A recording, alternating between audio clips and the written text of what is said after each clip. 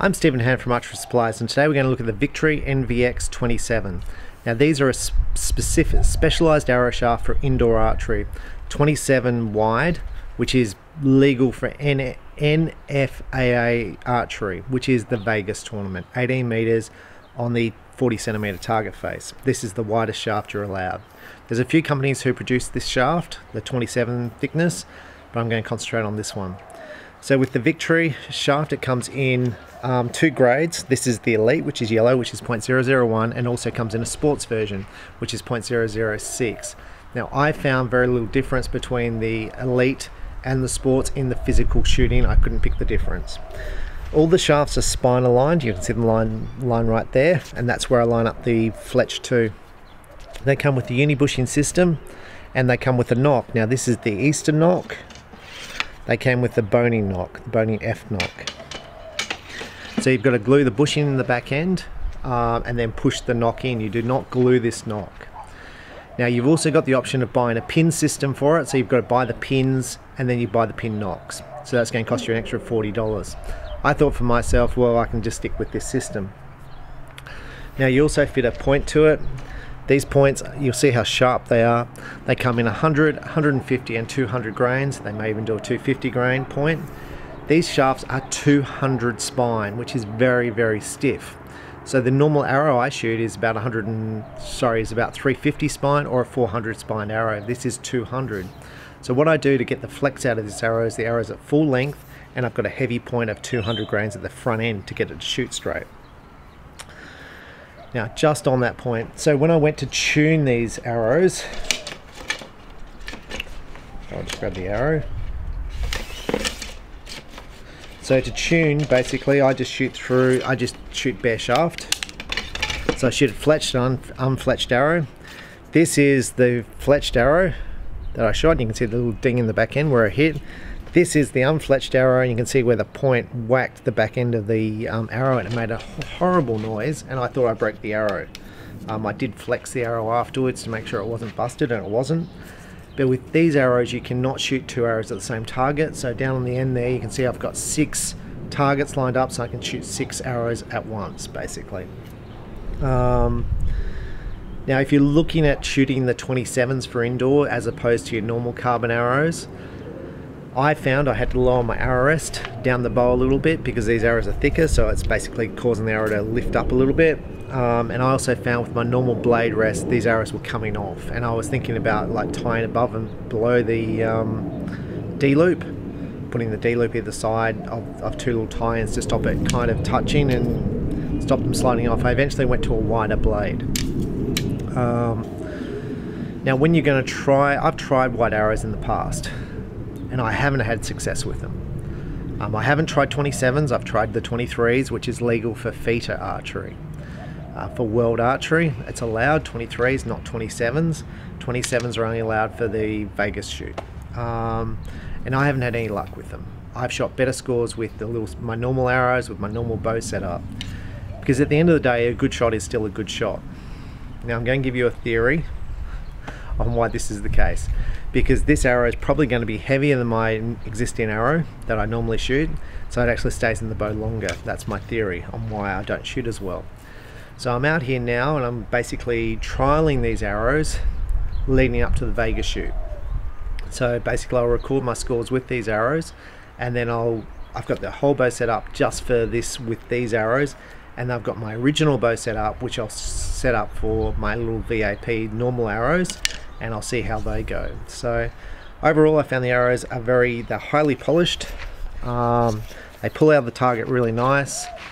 The uni bushings, which you glue in, the knocks were way too tight to fit in, and I found I was actually bending the knock when I was getting in, so the knock wasn't going in straight, which is why I fitted the Eastern knock. Now the Eastern knocks come with a knock tool to enable you to twist it in.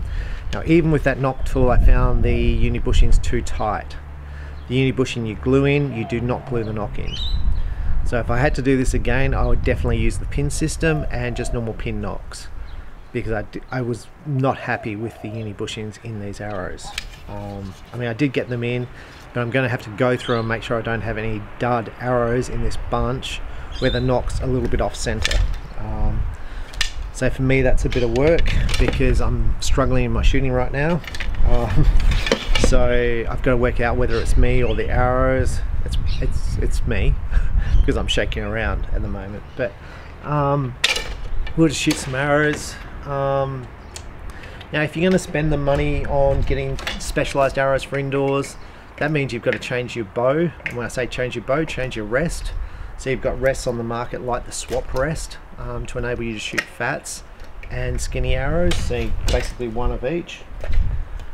But sometimes I question, if you only shoot indoor once a year, whether it's worth spending the money on the 27s. So the other thing is I like shooting the normal skinny carbons because I can go and shoot a whole bunch of them and group them down the other end. And for my practice I have, let's say 12 arrows in my quiver. I can just shoot the 12 arrows down the other end and have no problem. With this I can only shoot 1 arrow per target.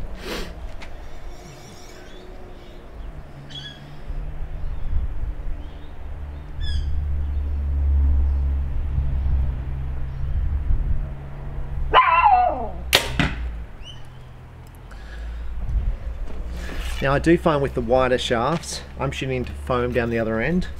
It's a soft foam target. So with the foam target I've got down there, I've been using that now for 6 months. It's a very soft foam. For the VAPs, because they're so narrow, they literally pass straight through. With these fatter arrows, they pull it up. Very easy to pull these out of that foam target down there.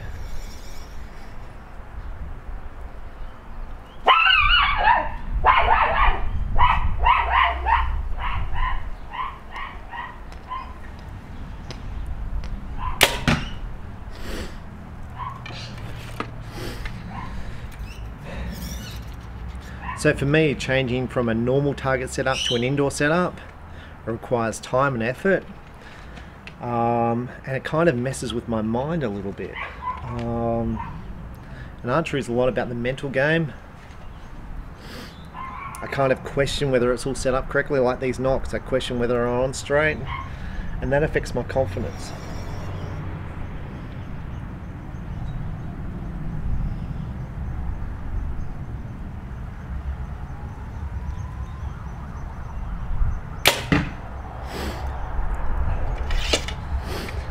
So like last night I posted a picture on Facebook and I said the desire to give up, I think I posted. I was shooting 8s, and normally I basically shoot them mostly in the 10, so I'd kind of average probably a 297 out of 300, and I haven't been practicing as much as I normally practice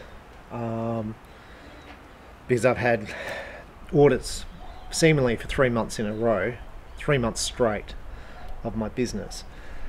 So I've been working most nights.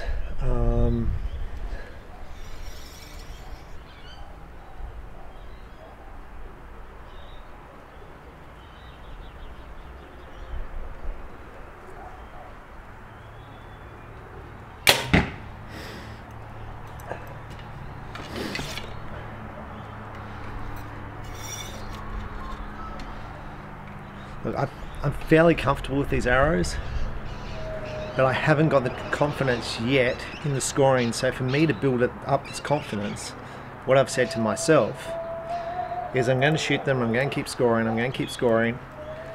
Now if I don't get to the scores I'm looking for, and the score I'm looking for is around a 298s, 297s, I'm kind of happy with that.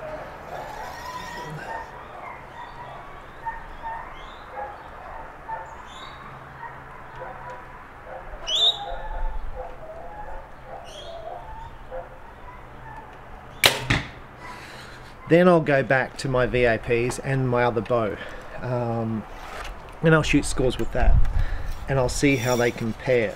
And if I shoot 285s, then I'm just gonna not even bother going. I just have to keep working basically, because that's just not good enough.